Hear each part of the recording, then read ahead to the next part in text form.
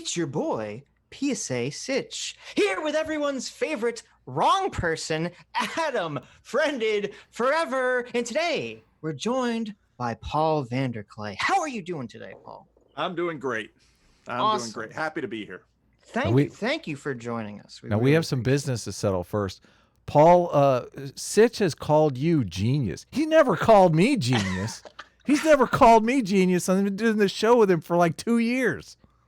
That's because you're his friend. You can't say that to your friends, even if you love them. Or maybe it's just because, I said you're smart, but like genius, that's like an extra level. Like, I don't know. I don't know if we can elevate it to that. Come on. Oh, okay.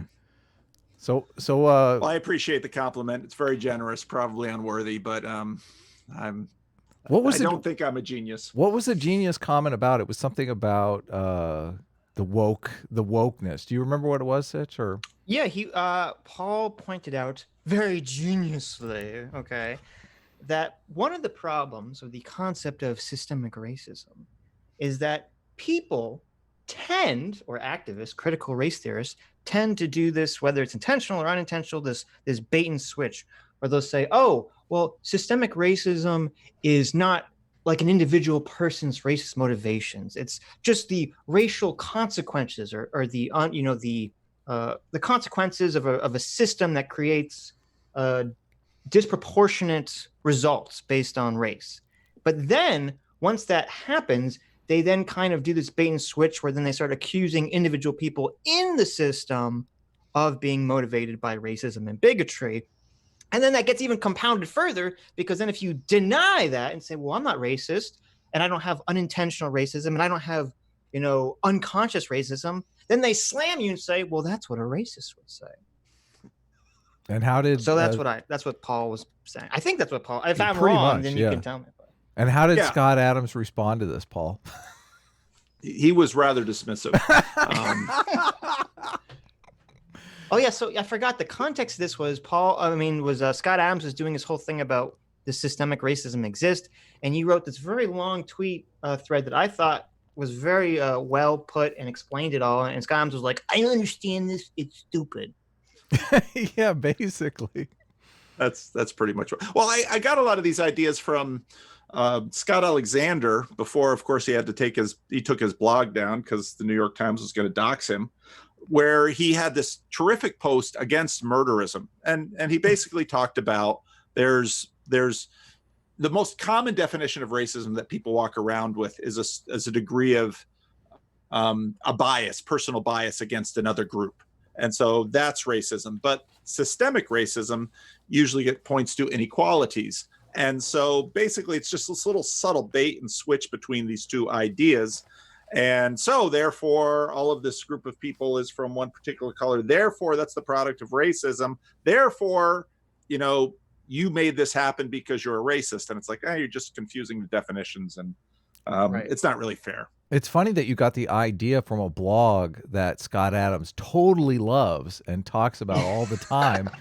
And then Scott Adams dismisses you, giving basically the idea you got from the blog he loves. Boy, these humans are, especially artists, they're irrational. He's an irrational artist. I know. So Scott Adams is an interesting guy. I read his book about success, and I thought it was a great book. There's actually a lot of wisdom in that book that I use often with giving advice to younger people. Say, build your skill levels and do a bunch of different things. And it's a great book, but Scott's doing his shtick on Periscope and YouTube, and that's what people do. Does he have time to actually read a tweet storm, or it's just a lot easier to dismiss it than to get into too much on Twitter nuance? like 24/7. He doesn't do anything. It's true. That's probably true. He loves that. He bangs out a Dilbert strip in like an hour, and then it's just Twitter for the rest of the day. Yeah. Yes. So do you want to give the recap on why we're actually here? Sitch and I had a disagreement, let's call it, on whether or not people in the past judged their mythologies to be like scientific truth in the scientific materialist literal versus metaphorical. Right? Okay.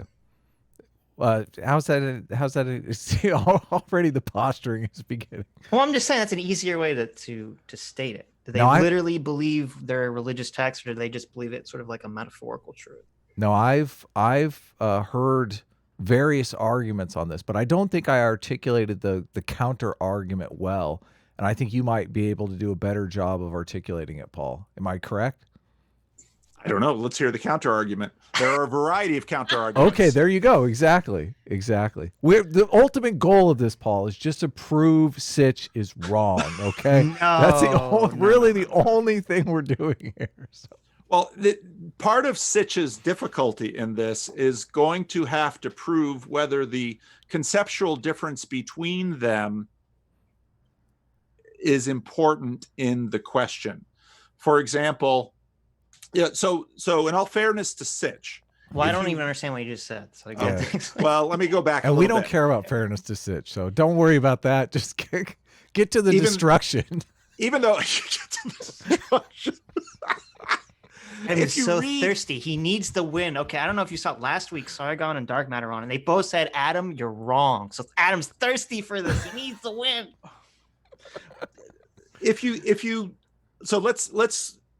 So if we're going to evaluate this question, we have to think about, okay, let's think about an example of someone who was, let's say, a Greek. Okay, so let's think about Plato. Plato, at the beginning of Plato's Republic, Socrates is down at the port and he's having conversations with people, and that's basically ancient YouTube. Socrates is down by the port. There's a religious procession going on, and there are the gods. But if you read Plato, did Plato actually believe that Zeus was some guy someone like Hancock who lives on Mount Olympus, who would zoom down and impregnate a woman or become a goose or something like that? Is that what Plato believed? There's some good reasons to believe that Plato and a whole bunch of other people were skeptical about whether these stories were instantiated in historical physical terms the way the three of us are sitting on this conversation. Okay, so there's a point for Sitch. The ancients had no, that's a point for me. Wait, let's get this correct here. Ancients had conversations about this issue. Right. Well, wait a minute. That's a point for me, because no, it's not. If everyone agreed that the religion was metaphorical, they wouldn't have to have the conversation. That's not what I said. Right? Yeah. Okay. Well, you said they were skeptical of it. Skeptical implies a little something in it, doesn't it? No, they're not saying they're not coming out hard against it. I'm skeptical. I'm the one that's saying that they didn't believe it as scientific truth. That the myths weren't my beef with this is that a lot of people cast religion as a failed science, and religion wasn't a failed science. So it was a instruction book for how to live your life. So the question is whether or not they thought of the Adam and Eve story and those kinds of things metaphorically, or whether they actually believed there was an Adam and Eve, and that's where there was some disagreement. Let me phrase it this way. Let's imagine the results of Pearl Harbor were that Uncle Sam strode across the Pacific and beat the Japanese Empire to a pulp. Did that happen? Obviously not. Yeah. Metaphorically, it happened. Well, I don't think dropping atomic bombs was metaphorical. But using Uncle Sam as the token, I assume. Well, you believe in Uncle Sam enough to pay taxes to him, right? And so so when ancient Egyptians built a pyramid, what were they doing? Moving around a lot of stones. Yeah, I don't know. They were worshiping their dead pharaohs. Well, they were providing the vehicle by which their pharaoh could productively go into the next world. So these part of the difficulty of the question is, okay, what do you mean by science? Because is it, just look at all the questions we have about science and COVID right now, and all the fuzzy areas that we don't really know. but yet we do function productively. And the only way we can do so is with language, and language is at heart metaphorical. If I say cell phone stand, the word cell phone stand is not this, but there's a connection between them. And so to say that Uncle Sam strode across the Pacific and pounded the Japanese Empire to a pulp, that's exactly what happened. Now, I didn't talk about aircraft carriers and atomic bombs and Marines island hopping and all of that, but it's exactly what happened. And the question is, how do we represent the universe? And you have the same issue with a flat Earth, because is the world flat? Well, sort of, when I look around and there seems to be a dome on top and there's waters at the edges. That's a fairly realistic representation of the world. Is the world round? Well, not according to our phenomenological perspective, but we have this picture from the moon and we have all of these models, and then we tend to represent these models in pictures. And it's just simply part of the difficulty of human knowledge with respect to representation and articulation. So in one sense, Uncle Sam literally strode across the Pacific and beat the Japanese Empire to a pulp. Well, I don't. This sound. I feel like it feels like you're punting a little bit. I feel like we're losing, Paul. What? Because I guess the disagreement that me and Adam had was like, okay, did the ancient Greeks, or some, obviously not all, I'm sure there's obviously a variety of thought, but did some or most ancient Greeks believe that Atlas was an actual Titan that existed physically underneath the earth, and that he was holding it up, or holding the heavens up, or whatever the myth is, and that Zeus, like the reason lightning existed was because some guy was literally throwing the lightning bolts, and was Apollo really riding a chariot across the sky, and that's what the sun was? Or was it just kind of like a metaphorical story they told to represent nature? You have the difficulty of really in there, because all representations have these limitations built within them. For example, think about 2 + 2 = 4. Here, there's the simplest representation you can think of. It's very basic, concrete. Even a person, any third grader would know that. But to what? You have to have that defined in such a way. And what science tends to do is break things down into these tiny little chunks. Now, when a Caesar would perform let's use this in the political context, all this taking down of statues. In the 1st and 2nd century, they couldn't build enough cults to Augustus Caesar. When they would build those statues and build those temples, and cities would organize themselves in order to build statues and temples about Augustus Caesar, were they strengthening the Roman Empire? Sure. Yeah, weren't totally. the statues making the empire stronger? Right. Yes. And a lot of this gets in, monuments. Well, what is a monument? Well, and so then when, for example, the United States invaded Iraq, they tore down all those statues to Saddam Hussein. He had his image up everywhere. Now, the question is, what power do those statues have? Now, we don't have Saddam Hussein riding around like Apollo in a golden chariot through the sky, but those statues certainly had power. And part of the reason they had power is that they had power with people.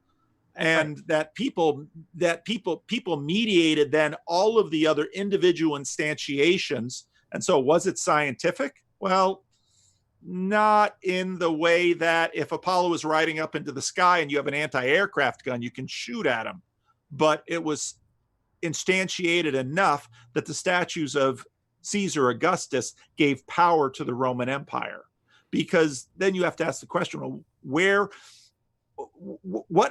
this gets boiled down into many things, like what are you as a human being? Are you functionally a story, or are you an organism enveloped by skin? It's a really hard question. This is so confusing. You're confusing me so much, Paul. Yeah, Scott Adams. It's the effect I have. I had it on Scott Adams. I have it on you. I read your tweets and I understood them all perfect. I'm like, I understand exactly what you're talking. I have no idea what you're talking about here. Well, this totally lost me. Just the Greeks. Did they believe there literally was a Mount Olympus and that there were gods there? Like they believed if they had some sort of craft, they could travel to Mount Olympus and interact with the gods personally. Did they believe that, or was it more like a Santa Claus thing where we all believe in Santa Claus, right? But we know Santa Claus is a myth that we all believe in collectively because it's like a communal ritual that we all engage in. The difficulty we have is with those categories. Let's use Native Americans. When they would put on a mask, Mm-hmm.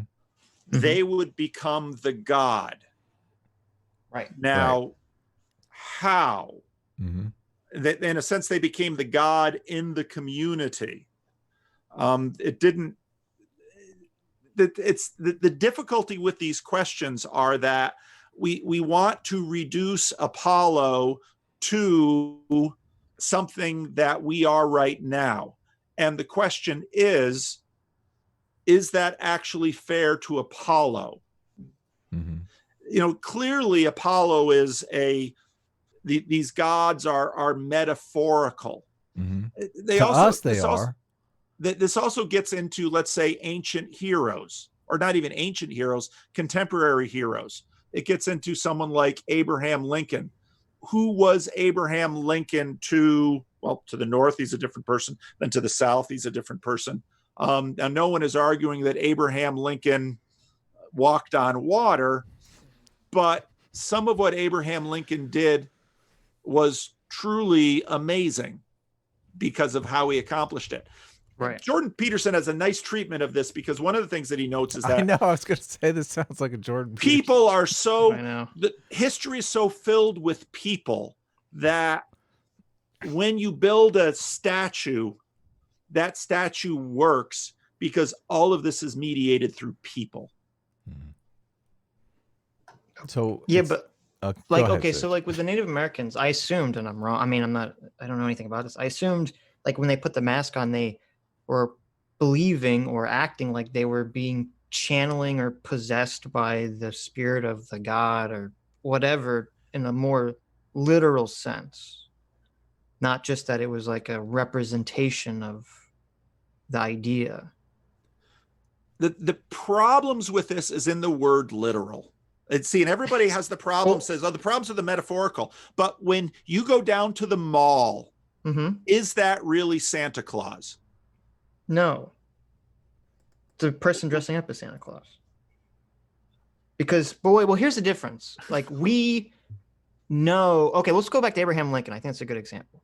Like, people, I imagine everyone agrees that Abraham Lincoln was an actual person who existed in the past and he did things, right?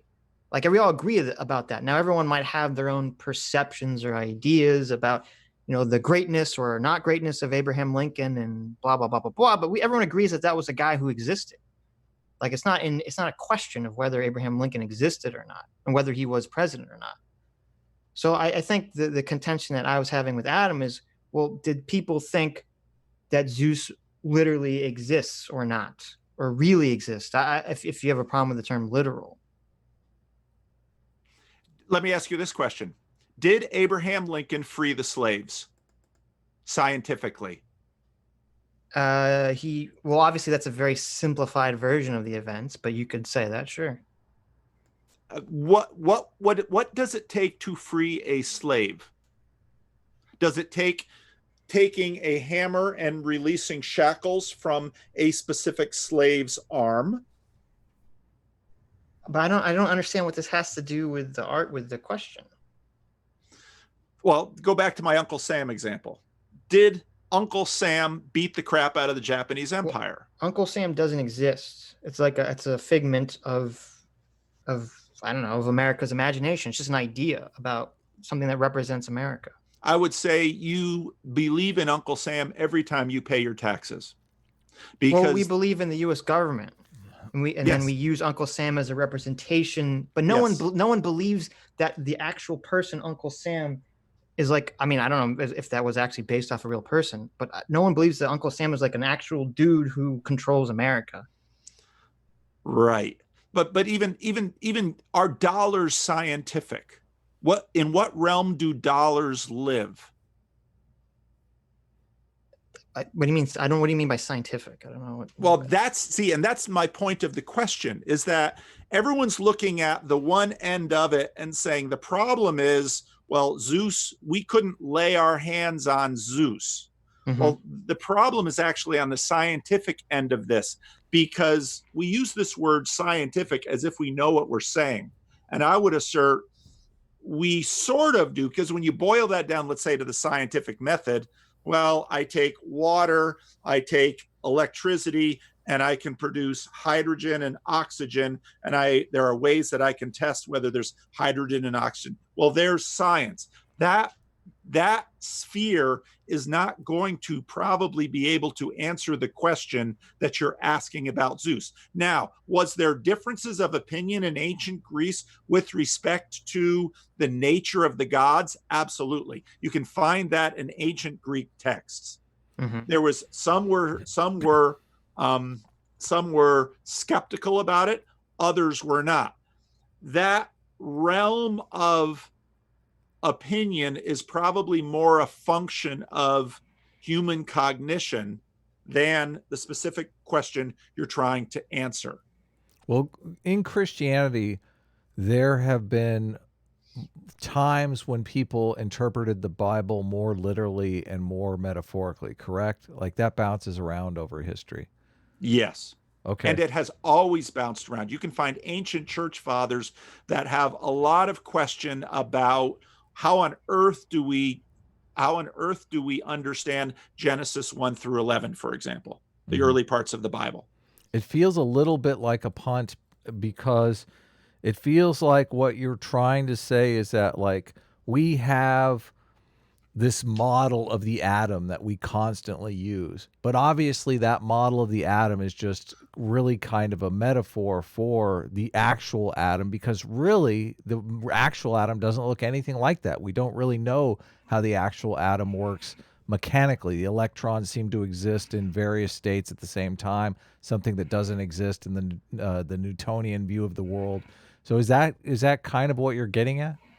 Yes, because when you say the actual atom doesn't look like that, every looking has to have built within it the frame of looking, because the actual atoms of this cell stand look just like this. Mm-hmm.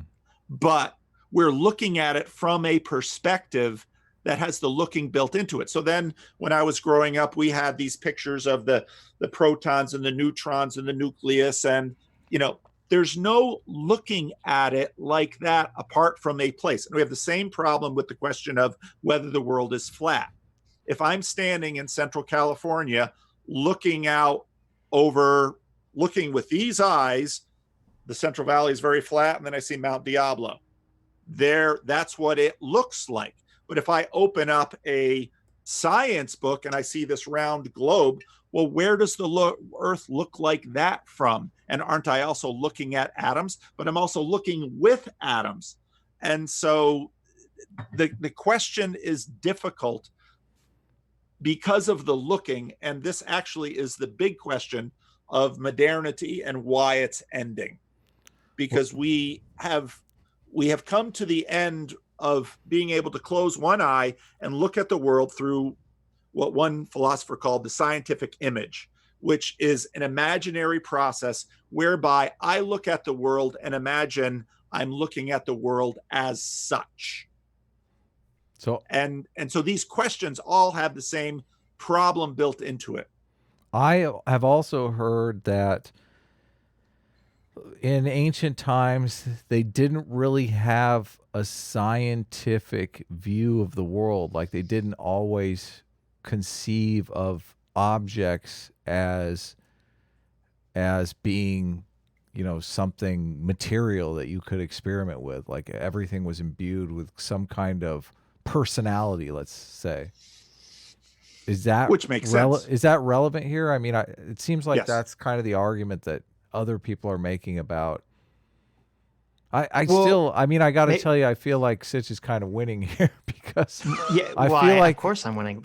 I feel I like guess if we let's so be if we would specific, because Adam, you said when we had this initial conversation, you said that it was your understanding that the idea of like people not that religious people not believing in evolution or believing that the world was literally created in 7 days, that this was sort of a response to Darwin and to sort of scientific atheism encroaching upon the territory. And before that time period, it wasn't really like people didn't really think about the world being created in 7 actual days. correct, Right? yeah. That was your argument. Yes.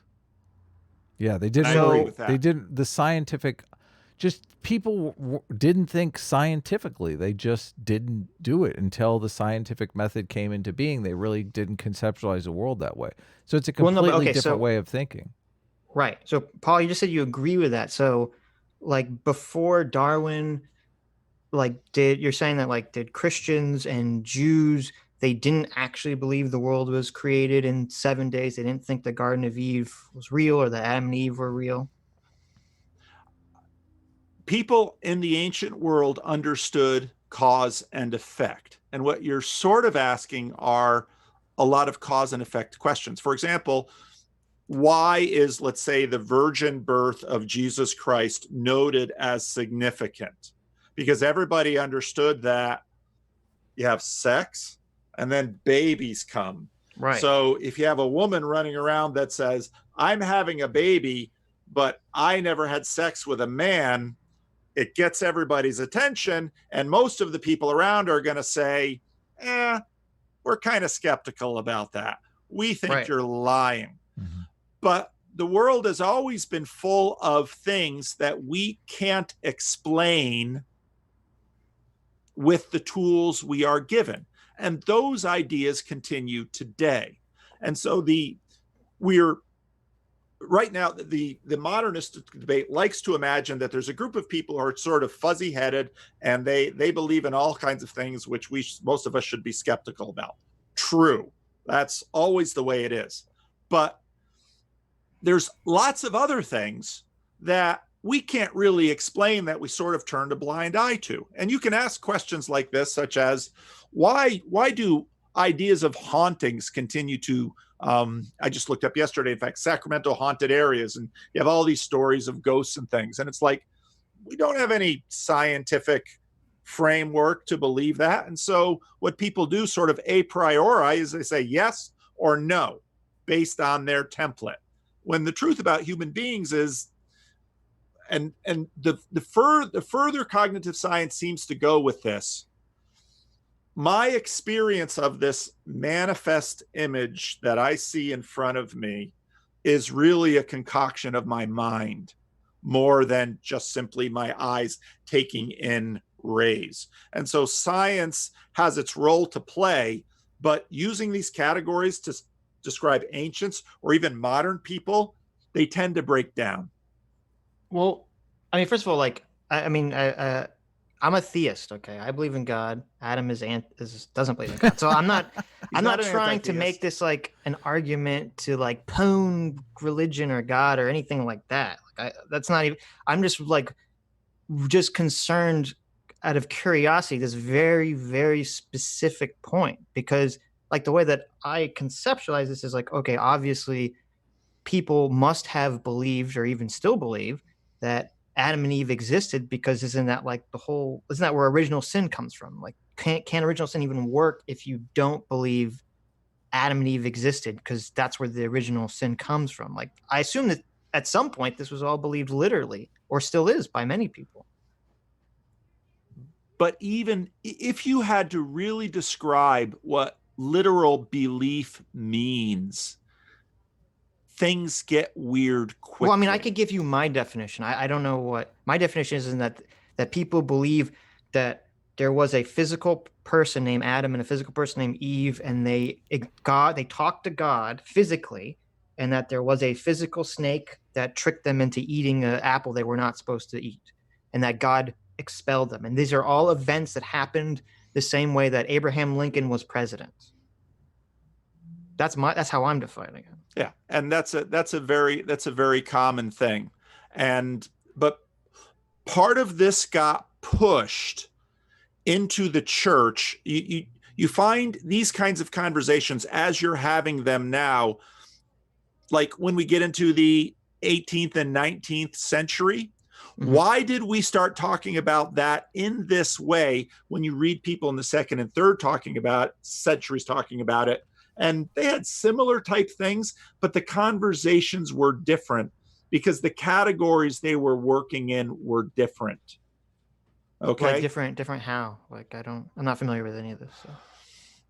You know, the questions of biblical interpretation, let's say from Augustine, who was in the 4th and 5th centuries, was a little. Augustine wrestled with these questions too, as did Origen quite a bit earlier on.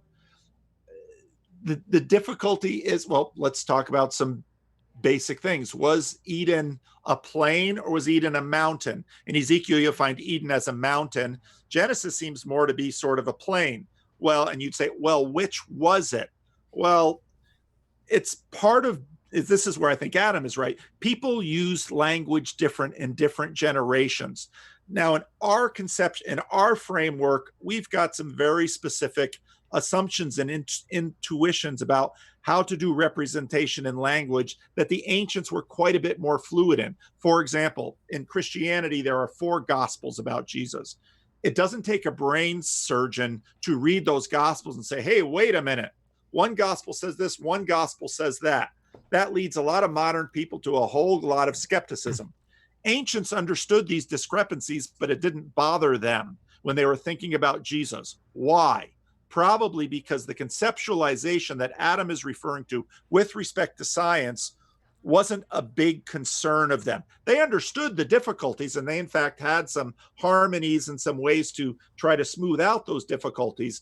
But today that has tended to lead towards skepticism in certain ways that the ancients didn't seem to be bothered with. Yeah, but that's okay. But that's because, as Adam was saying, presumably people back then, they didn't really care or necessarily conceptualize things in terms of like empirical science because those concepts didn't exist. Right? Yeah. The concepts didn't exist as they do today. Yeah, as we're defining them today, right? But presumably, I would imagine that even people in 1000 or 1000 BC, they still had a concept or a term or a word to describe like a tradition of something that was just like what you did, and maybe they didn't necessarily believe it, versus, oh no, if you do X, God will smite you. Like that will actually happen to you if you do this. Like I'm assuming that even back then they had a different concepts for those different actions or beliefs. They did believe in cause and effect. They did have different concepts, and their understandings of, well, think about it today with respect to health. Let's say we tell people eat certain things and you will be healthier and live longer and have a better life. Mm-hmm. Well, those things are generally true, but all the time we hear about Granny who smoked until she was 90 and such a person who took good care of his life and then, dropped at 55 with a heart attack. There's and then you get into this question of beliefs. I was listening to a very interesting conversation with respect to modern witchcraft. Well, do these modern witches really believe that when they hex Brett Kavanaugh or Donald Trump, they're hurting him? Some do, sure. Well, but what do we mean? What do we really mean by really believe? I mean, even that's pretty foggy with a lot of those people. Well, wait a minute. I actually know some people that are like witches, that are wicked, and they believe that they're like communicating with spirits, and they believe it in a literal, empirical, scientific sense. Now they can't prove it, but they believe it's actually physically happening. Well, and I would argue that so as a pastor, people walk around and they very modernist, secular people will say that's a spiritual thing. And I will regularly pause them and ask them, what do you mean by spiritual? And maybe they can concoct some ideas and images of spiritual, but they can't really talk about even what they're meaning by the word most often. Mm-hmm. And that's, I'd say, common in humanity, that we use these words, and if you really press people on what these words mean, they don't do very well. Now, I could talk about an example I use often is school spirit. And if you think about what school spirit is, you can very quickly have an understanding how the architecture of the school contributes to school spirit. The history of the school contributes to school spirit. The policy decisions of principals and teachers contribute to school spirit. Yet, is there a realm in which this spiritual reality actually exists? And then you think about a school mascot. When some kid puts on the costume, they become the school mascot and contributes to school spirit, which will actually have long-term potential impact on the lives of these students. Because 50 years later, you can find some student that says, you know, when I was in high school, my life was going in the wrong direction, and this teacher confronted me, and we had this pep rally, and I met this person, and this set my life on a totally new track. Well, that's spiritual power. But how exactly is this mediated? It's not mediated by the kinds of science that we look to describe the materials of this stand.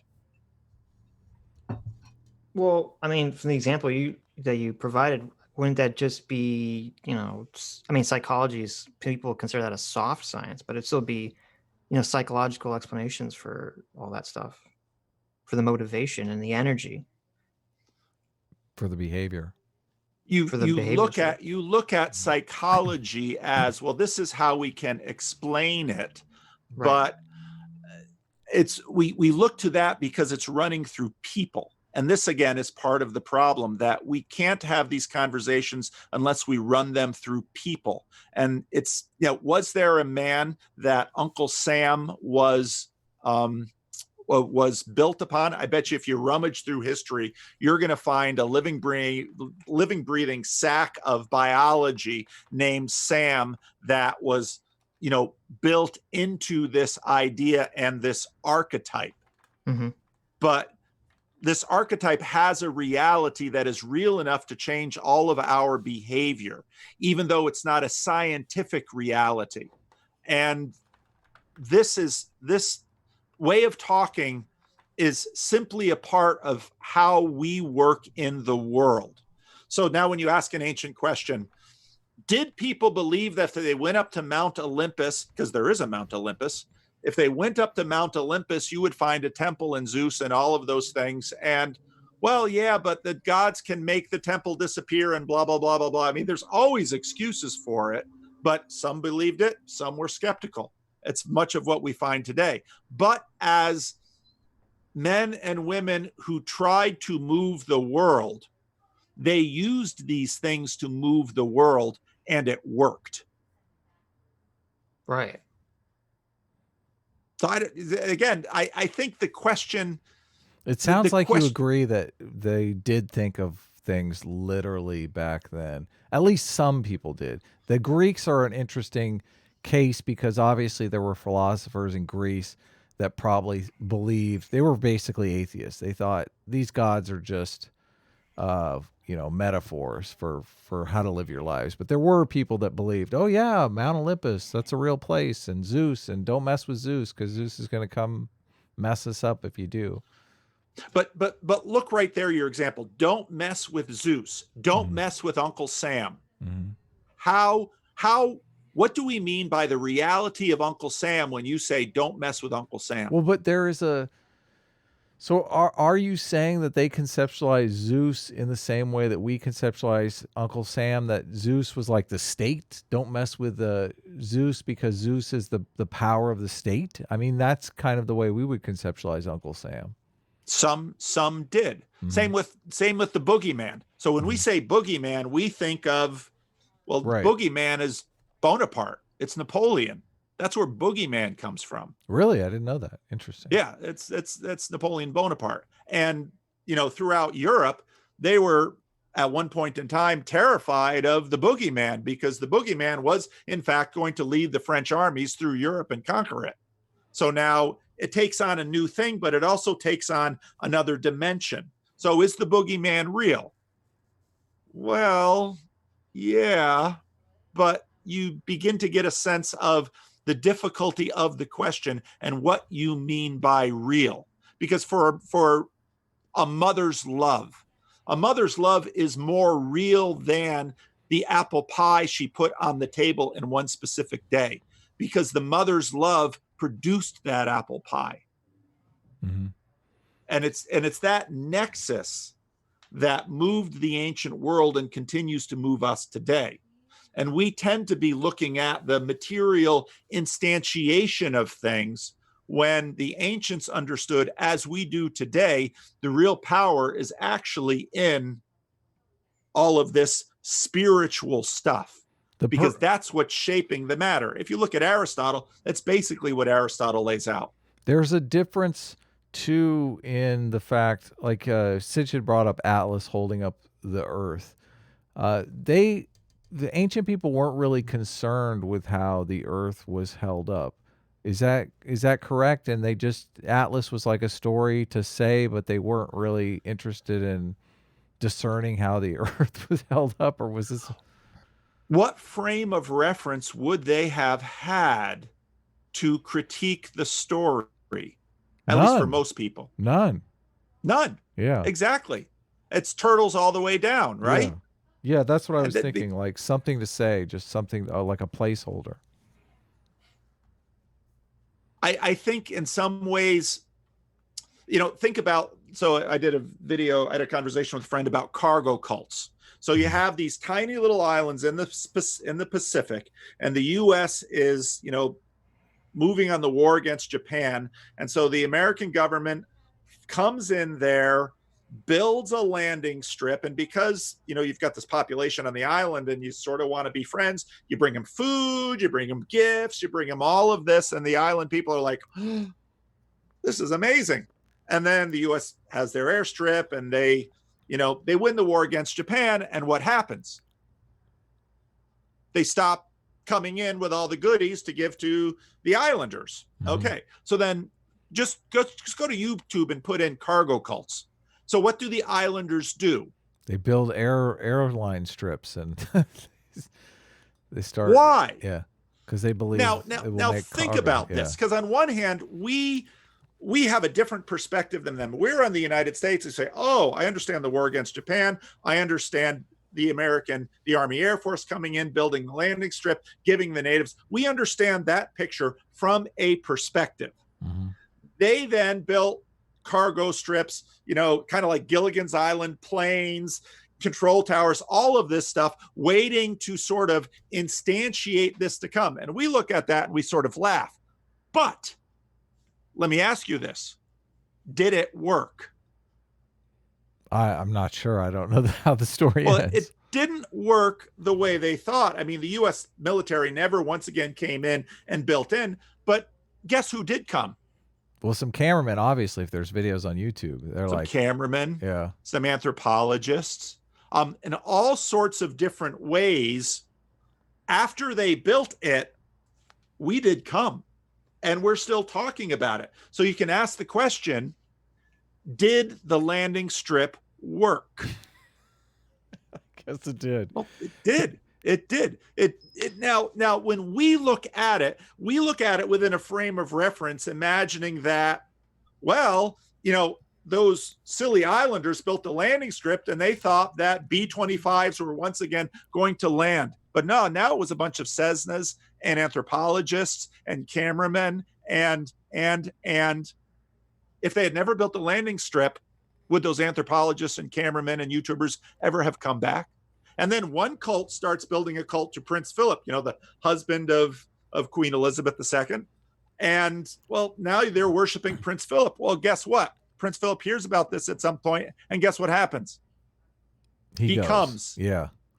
And gives the gifts. And it's like, did it work? Did it work scientifically? Well, they weren't functioning in that realm, but it worked. Hey, Sitch, do we have questions via Super Chat? I think I saw some questions go by. Yeah, look. Have you heard about Unity 2020? Do you have any thoughts on that, Paul? Well, maybe Brett Weinstein is sort of like the cargo cult because Yeah, nobody, totally. Very appropriate. I think that's exactly what's happening. It's in a sense, his Unity 2020 is a cargo cult. No one expects for at this point in time, Brett Weinstein to draft two people, get Kanye and McChrystal on a ticket, and they'll run for president that either of them are going to win. But he's built the runway. Unity 2020 is bringing people to his island. Don't tell Brett that. It's hilarious. It's a cargo cult. Johan Skinner's also for 50 sec says, we keep underestimating our ancestors. Gods are symbolic representations of our inner psyche. God is the representation of your future dead self. Yeah, see, the right answer here is just no, they thought of him like Santa Claus, just like we think of Santa Claus. That's what they thought. And then you go, oh, okay. They were smart. Or like Uncle Sam. Or like, well, let me ask you this question. Who's the biggest, I don't know, name some Taylor Swift. Okay, Taylor Swift. Is Taylor Swift Taylor Swift? Now, there's a woman who's got skin and hair and those things, but what is Taylor Swift? But it sort of obfuscates the real question, though, because, yeah, we're all capable of understanding that there's like this superstar that's Taylor Swift that's not necessarily the human being that, you know, brushes her teeth and puts her coffee in the microwave, Taylor Swift. But we still understand that both of those exist. With the God thing, I'm under the impression there's never been a real Zeus. Zeus has never put his coffee in the microwave. Part of the problem is you don't really know that. you suspect it's true, but you don't really know it, and you can't know it. Well, in an infinite universe with all the different planets, I'm sure on some planet somewhere, Zeus has put his coffee in the microwave. But the point is to actually sort of put a mirror on ourselves and ask ourselves, who is Taylor Swift and how is she functioning in my world? Because she actually doesn't exist to a degree if she's not in your world. And again, this is sort of what, when Jordan Peterson had his talk with Sam Harris, what Jordan Peterson basically did was recognize that the idea of God is such a powerful idea. We cannot have human civilization without it. Yeah, I agree. Mm-hmm. But now, I understand that it's just an idea.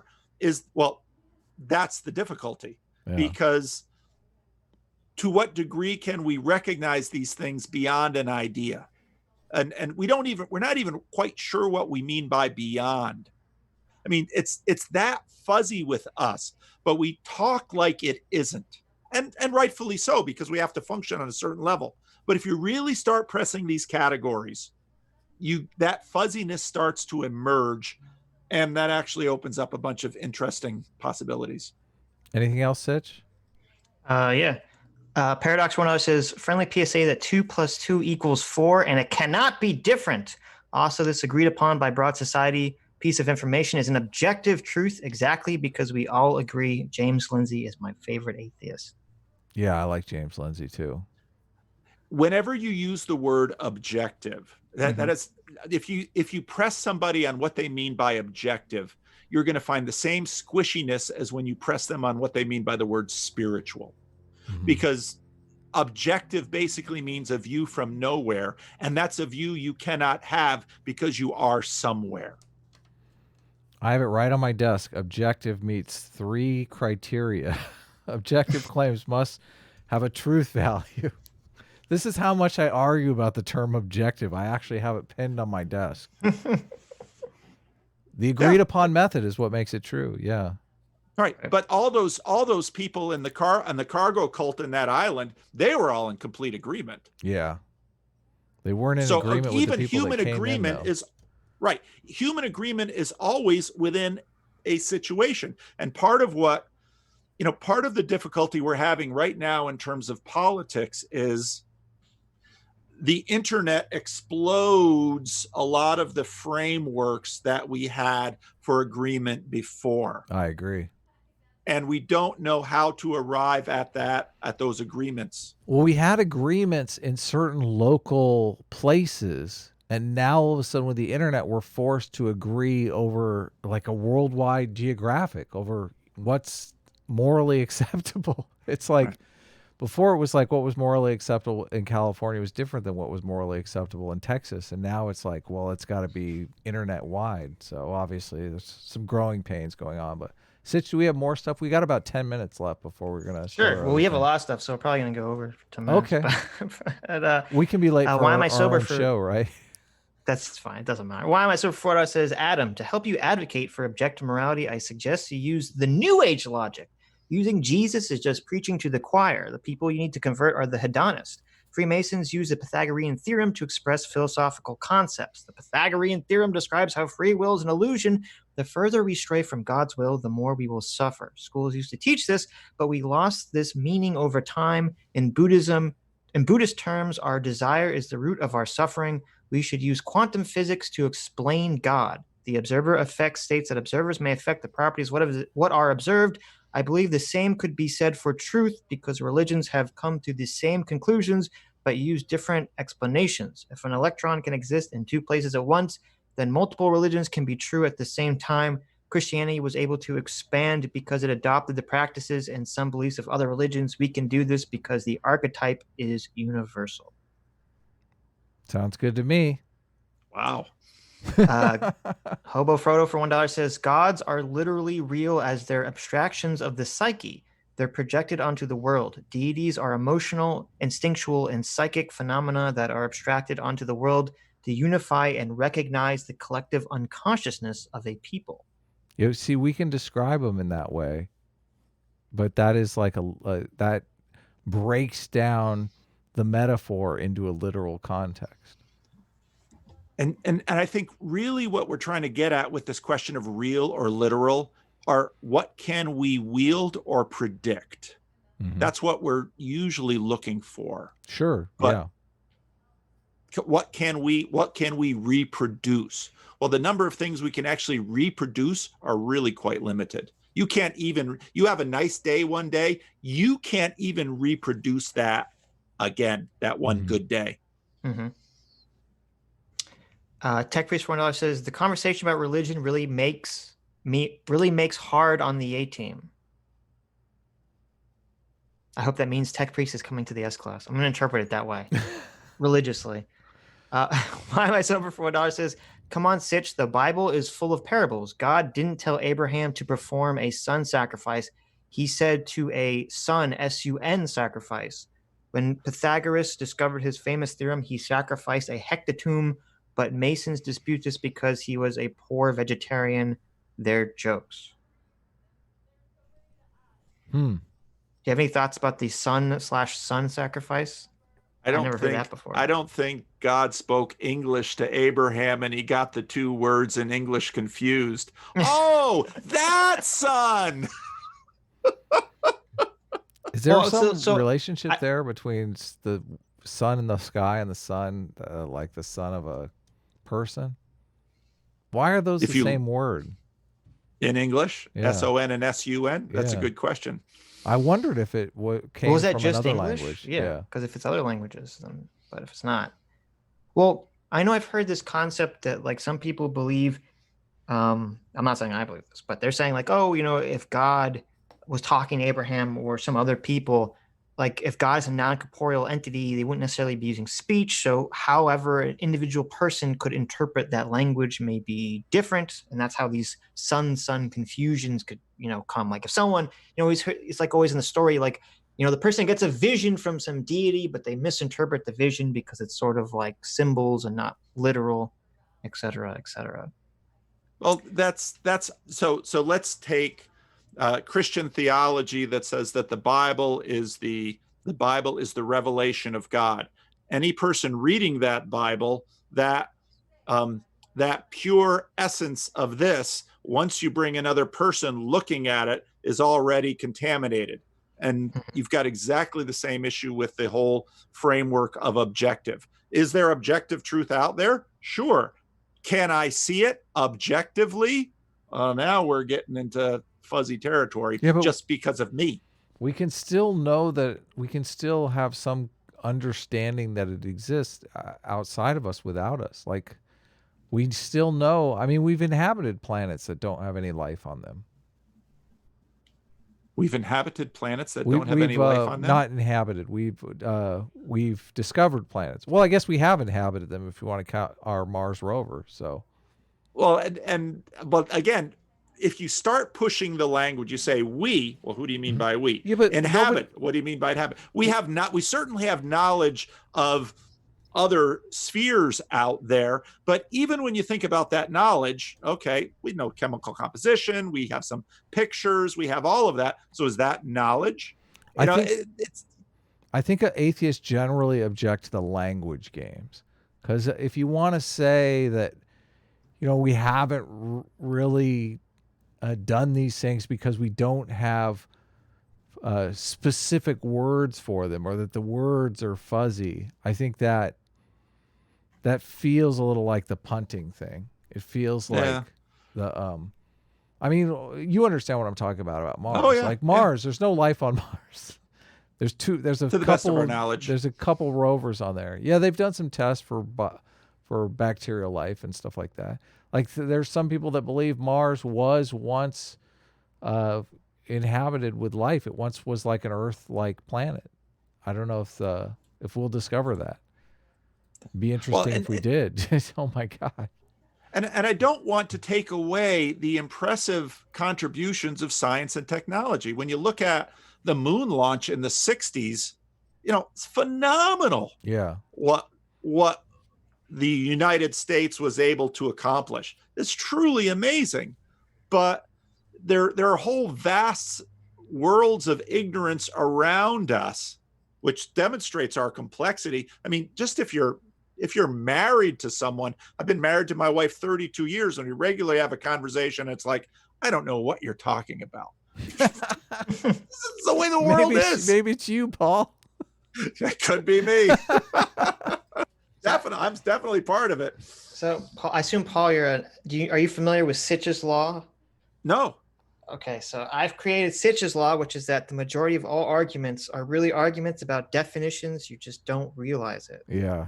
It seems true. It seems there's very a lot true. of truth to that. That then points to the question of, okay, what do you really know? What is literal? And see, look, he's going straight for the definitions. How do we work in this? It's amazing we do what we do. It really is. Well, I think the interesting thing about Sitch's law is that a lot of times people are just trying to get one another to accept their definition. Who cares as long as we understand both definitions? Like, yes, you have this definition, I have this definition. Debate over. You don't like my definition, I don't like yours. Okay, who cares? Let's move on. Mm-hmm. But once we have a communal project, like a government or a city or a family, and then we get down to policy, who's in, who's out, even what the right, back to the definition of racism. If you really push someone on, define racism for me, it gets squishy fast. Hell yeah. Gets political fast. But yet we know, one of the things, I'm old enough to remember real racists, and you didn't have to squish around inside their noodle to find their racism. They just tell you. Yeah. It's like, oh, okay. But yet defining it is tough. Right. Why Am I Sober for $1 says, have you guys seen David Lynch's Endland Empire? It's a movie within a movie. It's about how non-existent characters and archetypes can have an effect on how we act out our lives and how to avoid the trap of karma. I haven't watched Inland Empire yet. No. Huh. I'm not familiar with that either. Paradox $1 says, Turtles All the Way Down. Paul, I think I get the reference. Please tell me you took this from The Science of Discworld by Terry Pratchett, mathematician Ian Stewart, and reproductive biologist Jack Cohen. If you didn't, the book is relevant to this discussion. In Terry Pratchett's book, Mort, death is not only a character, but also a literal person like Sitch would want. When death is asked what comes after it, it replies that whatever the subject believed. If they were a tree and believed in reincarnation and the tree was really good, it could count on reincarnating as 10,000 rolls of toilet paper. I almost bought Paul's explanation of objective social agreements. However, seems every culture tries to deal with death and make up stories about it. Well, and we don't even know where the stories are made up from. They just sort of emerge from our brains. I mean, you guys are artists. What do you do in the artistic process? You do stuff. Where does that come from? Do stuff. I like that. Well, I'm egotistical, so it all comes from me, obviously. Some psychologist would say, "Oh, your mother and your toilet." No, they're all wrong. Completely. I'm one unique, independent person. All my thoughts are completely independent of all reality somehow. I just do stuff. A little of this, a little of that. Next thing you know, I'm painting. Why Am I Sober for $1 says, the intersectionality is basically the belief that all cultures share some truth, which is why the left is gaining so much influence among the masses. But they're atheist. They don't believe in the unifying force of God, which is why they use boogeymen. Okay. CT for $1 says, I believe literally that Sitch won without having to say anything. Stop making me agree with Sitch. It's against my religion. It's harem. Thank you, CT. I feel that same way, CT. Paradox for $1 says, therefore, there are at least objective questions that we need the answers for, like what comes after death or what is the meaning of life? Is there human nature? What is beauty? What's the role of the state? Some objectivity must then exist.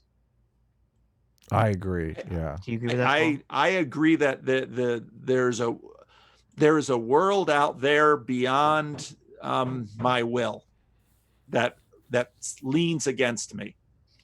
Is that how you define the objective world? Yes, it is. Okay. It is something that I cannot have mastery over. It is something that impinges upon me, whether I like it or not. Okay, that makes sense. Alex Karras for $5 says, hello, Paul. I'm a big fan. Thank you for your work. You're welcome. Thanks. Yeah, I agree. I'm a fan too, Paul. You do great videos. Thanks, Adam. John Buck for $5 says, damn, loving Sitch's epic backdrop. Thank you, Adam. I know. He didn't even know I updated it. No, I noticed. Once that guy said the super chat, then I noticed.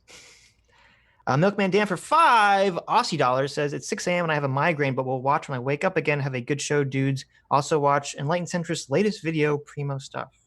Yeah, I hope you feel better. I get migraines too, and they suck. Yep. You get objective migraines? This is an objective thing happening to you? I objectively get migraines, yeah. I guess it is it is subjective, isn't it? God damn it, I hate talking about this stuff. Enlightened Centrist put up a video. I'll put the link in this description or the next stream description of us reacting to all the content he's made for us over the months. It's pretty funny. Really? Oh, sweet. Yes. His app 777 for £5 says, not on topic, but did you see the meme Lil Potato tweeted out for EFAP 100? You're in it and it's amazing. Also, did you see No BS being a spurg on Twitter? I didn't see the meme yet. I'll check it out. And yes, of course I saw No BS being a spurg on Twitter. Maybe we'll talk about that next day. Yeah, exactly. We already talked about it privately. So we did. I assume Paul is not familiar with any of the No BS drama or YouTube drama in general. But. I'm unfamiliar. I was on a No BS program once, but that's a small channel. That's for the best. That's for the best. You keep it that way. Exactly. Okay. Zara Richards Friday says, I do have to say I'm liking this more than most debates. No shouting, screaming, and just being polite. Ooh. We try. Not really a debate. It's a conversation. I mean, it's a debate between me and Adam because Adam lost. Does that mean I got? So I didn't get destroyed. Adam did get destroyed. Derek Drummond for $4.99 says, these questions are nonsensical. Might as well ask, is the ocean happy?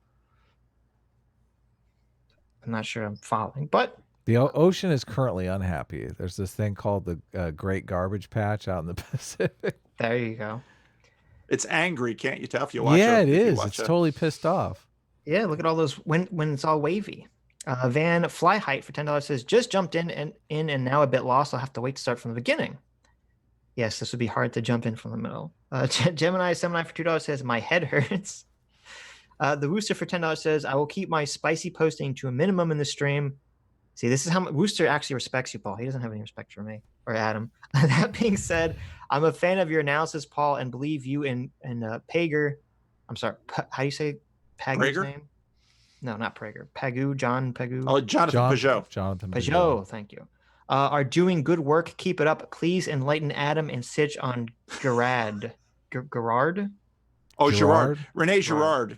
Well, when you mentioned Abraham's sacrifice of Isaac, that gets into this whole question of scapegoating, and basically religion is the way to bring peace amongst diverse human tribes, which Adam would like, because Adam's very much into the sociological definition of religion. Totally. Right. I'll check it out. Derek Drummond for $1.99 says, define the. Okay. Yeah, I don't know if I could. This, not that. Doug for $2 says, does light exist? Yes. Sometimes it's a particle, sometimes it's a wave. Does light exist, Paul? Yeah. Okay. I agree. Lucid Dreamer for $5 says, Americans generally don't believe Uncle Sam will come to your house in the form of a peasant, then evaluate and reward you for your faith. Zeus might. Zeus was a cagey character. That's true. See, I would argue the contemporary reference to Zeus is more like superheroes. Mm-hmm. And the movie Hancock made that really, that was a fun movie for that reason. You liked Hancock? It was fun because I liked the idea that it was sort of bringing the Greeks into the conversation in a way that I thought was clever. I never thought of that in terms of Greek mythology. Was that explicit, or was that your interpretation? Because I've seen it once. I don't remember. I thought it was pretty explicit. Okay. They were gods, and because I remember I loved the first half of the movie and I hated the second half. Once the twist came out, you were like, bullshit. It was just, I don't remember why. So there's something happens. I'm like, oh, this is dumb. I just wanted a movie where Will Smith was just a terrible hero trying to get his act together. I didn't need like the half backstory that didn't actually explain anything. Yeah. I think that's what That's true. That's a good critique of it. Thank you. Utter Nonsense for $1.99 says, based and grill build. Thank you. Destiny's Tiny Coke for $4.99 says, holy dog pants, what a crossover. Glad I'm here to see Paul make both of you into sidekicks. Wow. Uh-oh. Well, there you go. Is there anything else, Adam, you want to add? Or Paul, you want to school us on, as we're now apparently your sidekicks? I love your program. I don't have time to watch all of it, but I love your banter, and I enjoy watching you guys do what you do. We're just trying to keep it real, man. We're trying to keep it real. We're trying to show people that you can argue, disagree, even get destroyed occasionally, and still be friends. You can still be friends. Yes. Even though Adam totally got destroyed, we're still friends. Of course. But with your definition, Sitch, I mean, every disagreement is sort of relativized in that sense. You just had a disagreement about definitions about, a couple of different things. No, because Adam agreed with my definitions, so we weren't. Yeah, we don't argue over definitions. We're past that. We know Sitch's law.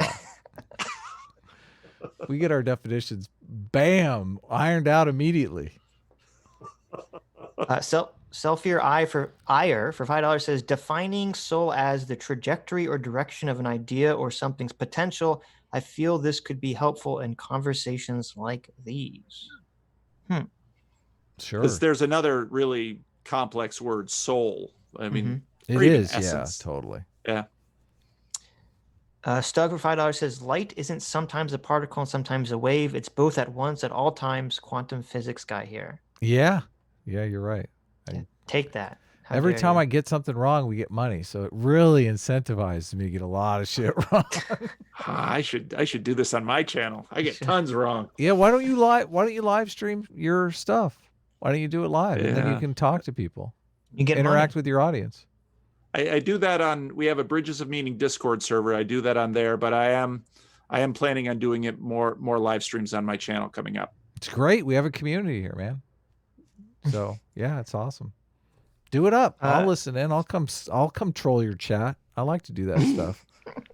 Everybody knows Adam back from the Jordan Peterson clip days. Yeah, exactly. I'll come troll away. I like it. All right, we'll go ahead and leave it here.